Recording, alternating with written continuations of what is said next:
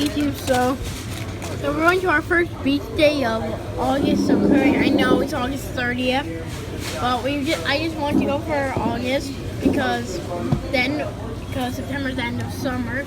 We might do one beach day in September before it closes. The beaches. We're in New Jersey. We're not like in South Carolina or southern states like North Carolina, South Carolina. We're more like in the October, more cold, like maybe like October 10th or something.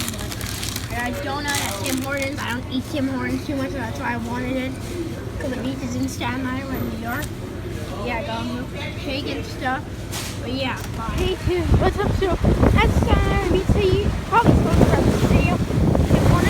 I'm not gonna go too even more. So remember, I have my phone and I don't want it to drop in the water.